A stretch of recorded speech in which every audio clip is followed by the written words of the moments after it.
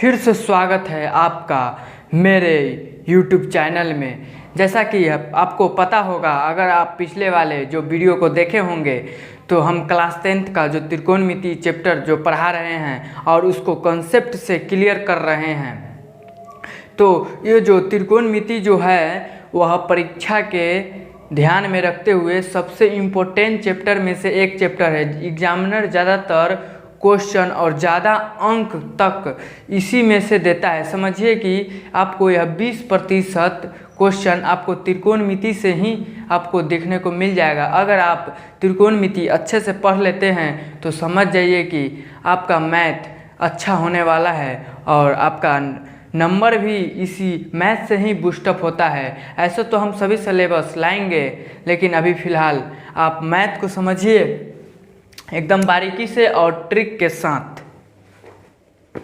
तो हम पिछले क्लास में कर चुके थे त्रिकोणमिति का जो सिद्ध करने वाला त्रिकोणमिति का अनुप्रयोग उसको बोलते हैं। उसको हम कुछ क्वेश्चन को हम सिद्ध किए थे।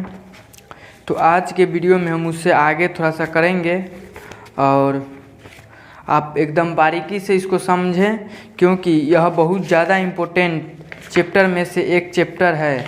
और इसमें से जो भी इसमें से क्वेश्चन जो दिया गया है, इसमें जो दिया गया है 1 से 16 को क्वेश्चन दिया गया है। इसमें से एक न तो एक क्वेश्चन आपके एग्ज़ाम में 5 नंबर का ज़रूर पूछा जाएगा।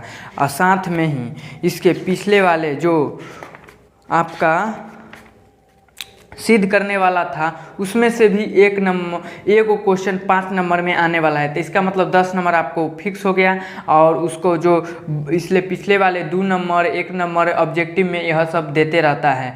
तो आपका समझिए कि यह 20% सिलेबस को त्रिकोणमिति ही समाप्त कर देता है। इसीलिए इसको आप अच्छे से पढ़ें। इसीलिए हम शुरुआत भी इसी चैप्टर से किए थे और हम इसको ट्रिक से समझाए हैं। अगर वीडियो नहीं देखे हैं तो पिछले वाले वीडियो को देखिए और त्रिकोणमिति के मास्टर बन जाइए। तो चलिए आज के वीडियो शुरू करते हैं।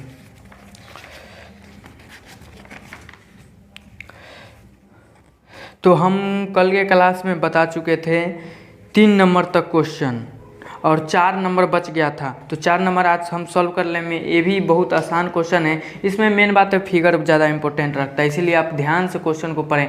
एक बार नहीं, 2 बार पढ़ें, 3 बार पढ़ें, लेकिन ध्यान से पढ़ते जब तक पढ़ें जब तक आपको समझ में ना आ जाए। और समझ में आ जाए फिर आपका क्वेश्चन अगर पिक्चर बना लेते हैं तो आपका 80% मतलब समझिए 50% क्वेश्चन सॉल्व हो गया। अब बाकी कैलकुलेशन तो कर ही लेंगे। तो आइए देखते हैं। बोल रहा है 4 नंबर क्वेश्चन कि भूमि के एक बिंदु से जो जमीन के मीनार पाद बिंदु से 30 मीटर की दूरी पर एक मीनार के शिखर का उन्नयन कोण 30 डिग्री है और मीनार की ऊंचाई ज्ञात करें। तो बोल रहा है भूमि के बिंदु से एक मीनार के पाद बिंदु से 30 मीटर की दूरी पर एक मीनार के शिखर का उन्नयन कोण। तो देखिए यहाँ पर कैसे एक स्टेप बाय स्टेप देखिएगा। भूमि के एक बिंदु, तो भूमि का एक बिंदु कोई बिंदु ले लीजिए, ठीक है, बिंदु ले लिए। और एक बिंदु मीनार के पाद, तो पाद किसको कहते हैं? जो जड़ होता है ना उसको पाद बोला जाता है मैथ भाषा में। तो मैथ भाषा में पाद को जड़ बोला जाता है, मतलब कि उसका शुरुआती बिंदु को ही पाद बिंदु मैथ में बोला जाता है। तो पाद बिंदु से 30 मीटर की दूरी पर, तो 30 मीटर की दूरी कैसे ले लेंगे? 30 मीटर की दूरी कैसे, ऊंचाई में होगा कि लंबाई में होगा? तो दूरी तो यही ना हुआ, दूरी तो यही होगा, क्योंकि दूरी जब कभी भी जाइएगा तो दूरी ऐसे जाइएगा ना, तो ऐसे जाइएगा ना कि ऊपर हाइट में जाइएगा। ऊपर जाइएगा तो कहेंगे दूरी गए हूँ कि ऐसे जाइएगा। तो उसी तरह से दूरी 30 मीटर दूरी पर हो गए। 30 मीटर की दूरी बताया है। और मीनार के शिखर का एक उन्नयन कोण, और शिखर का ये जो शिखर है शिखर का उन्नयन कोण कहता है कि उन्नयन कोण ऊपर ताके तो उन्नयन कोण और नीचे ताके तो अवनमन कोण। तो उन्नयन कोण 30 डिग्री है। 30 डिग्री। तो मीनार की ऊंचाई ज्ञात करें तो हमको इसका मान ज्ञात करना है। तो इसका मान कैसे निकाल सकते हैं? इसको मान पता है तो इसको मान तो निकाल ही सकते हैं। तो पहले मानिए इसको मान लीजिए, पहले नाम दे दीजिए ए, इसको नाम दीजिए बी, इसको नाम दीजिए सी, ठीक है। और यहाँ पर ये लिख दीजिएगा, यहाँ देखिए वी आई क्वेश्चन है, एकदम इम्पोर्टेंट क्वेश्चन, इसीलिए आप इसको एकदम याद ही रखिएगा और बार बार वीडियो देखकर एकदम याद रखिए। तो देखिए यहाँ पर लिखेंगे पहले माना, जो चीज़ नहीं दिया रहेगा उसको मान लेंगे। तो क्या मानते हैं, माना कि क्या है, मीनार दिया हुआ है, एक मीनार, तो मीनार की ऊंचाई चाहिए, तो इसलिए उसी को मान, माना कि मीनार की ऊंचाई बराबर h,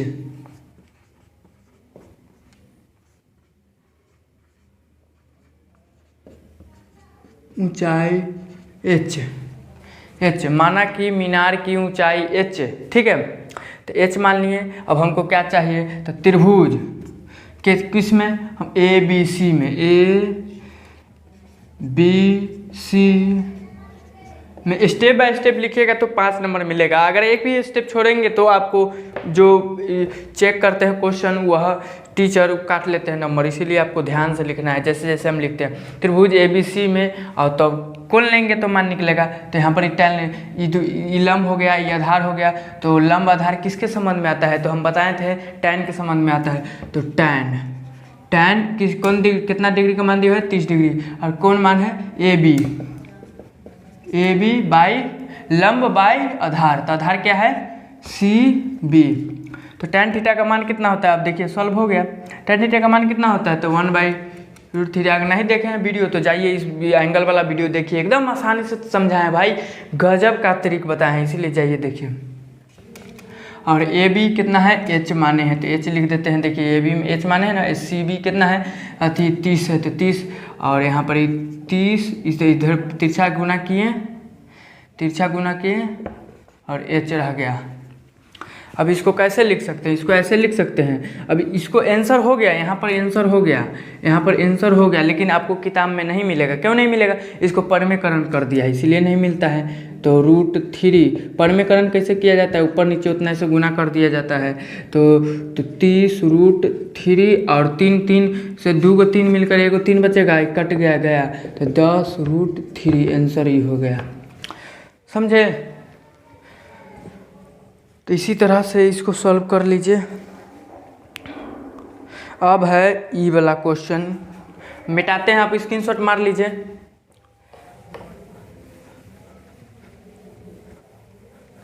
अब देखिए इसमें इम्पोर्टेंट ज़्यादा होता है कौन, इसमें पिक्चर ही ज़्यादा इम्पोर्टेंट है, इसलिए क्वेश्चन को आप कम से कम 2 बार जरूर पढ़ें। 2 बार पढ़िएगा तभी समझ में आएगा। और हम बाकी तो हम बता ही रहे हैं एकदम ट्रिक से, केवल किसकी ध्यान रखना है हमको, जो नहीं दिया है उसको मान लेंगे H, बाकी H। अगर ऊंचाई पूछ रहा है तो H, लंबाई पूछ रहा है तो L, अगर आधार पूछ रहा है तो B, ऐसे मानते हैं, ठीक है। अपना मन से कुछ भी मान सकते हो, कोई दिक्कत नहीं है। भूमि से 60 मीटर की ऊंचाई पर एक पतंग उड़ रही है, ठीक है। तो भूमि के 60 मीटर ऊंचाई से, 60 मीटर ऊंचाई में कैसे लेंगे, तो ऊंचाई 60 मीटर हो गया, ठीक है। ऊंचाई 60 मीटर हुआ ना, ऊंचाई 60 मीटर हुआ, और ऊंचाई जो 60 मीटर यहाँ पर दिया हुआ है, 60 मीटर की ऊंचाई पर पतंग उड़ रहा है। तो ऊंचाई पर पतंग उड़ा, इतना मीटर ऊंचाई है, ठीक है, पतंग उड़ा।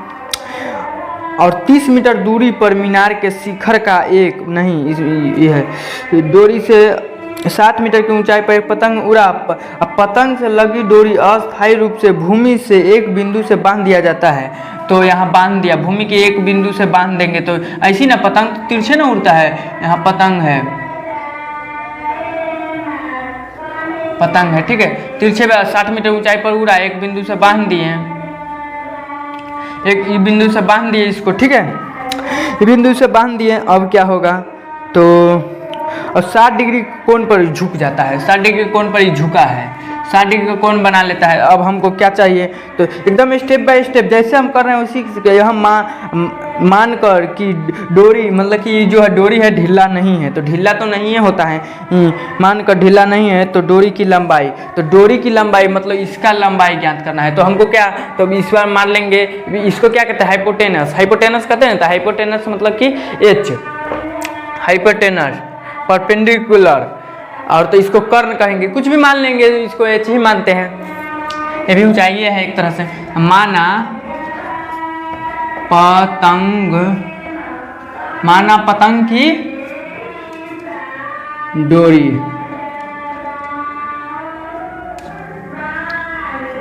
डोरी की लंबाई कितना है, h है। ठीक है, तो h, तो त्रिभुज नाम दीजिए ए बी सी, कुछ भी दे सकते हैं नाम। ठीक है, ए यहाँ बी देते हैं क्योंकि बीच में एंगल आता है, इसीलिए मार्कर नहीं उग रहा है।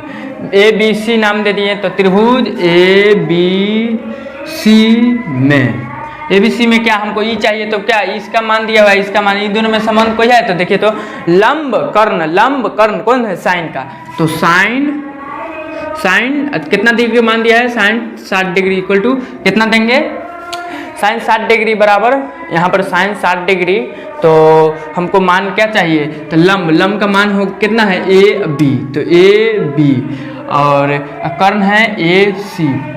अब यहाँ मान जो है बैठा दीजिए, आंसर आ जाएगा। तो ए बी कितना है, 60 है, ए सी कितना है, नहीं दिया हुआ है, तो मतलब एच माने हैं, तो एच लिख देते हैं। ठीक है, अब यहाँ पर ही फिर इसको साइन 60 डिग्री का मान कितना होता है, √3/2 होता है, फिर और इसको √3/60 इतना। ठीक है, और इसको गुना कर दीजिए, तिरछी गुना करेंगे तो h √3 हो जाएगा, और 60 गुण 2 हो जाएगा, और यहाँ h और h हो जाएगा, और 60 गुने 2 हो जाएगा, √3 हो जाएगा, √3 हो जाएगा। तो इसको कैसे लिख सकते हैं, तो देखिए h और 60 120 हो गया, ना गया 120,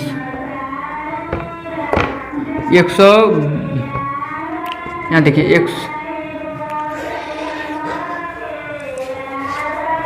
यहाँ 120 हो गया, ना गया 120, 6 दूना 12, 120 √3, परमेकरण कर दिए ऊपर नीचे, तो परमेकरण किए तो कितना आएगा, 120 √3, 120 रूट यहाँ 3 हो जाएगा, और यहाँ 3 से 3 2 रूट है, तो 1 रूट चल जाएगा, तो कितना हो जाएगा, 3 आ जाएगा, 3 से काटेंगे तो कितना आएगा, 40 √3 आंसर। यही है आंसर, एकदम इजी है कि नहीं, बताइए। खाली इसको समझना है, बाकी जो सॉल्व करना है हमको, जो मान नहीं है उसका मान दोनों में संबंध देखेंगे, कहेंगे कि ये दोनों मान नहीं है, तो इसका मतलब इसमें कोई संबंध है, मतलब लंब है कर्ण है, तो लंब कर्ण में कोई संबंध है, तो एक दो संबंध है, एक साइन बनाता है, साइन बराबर होता है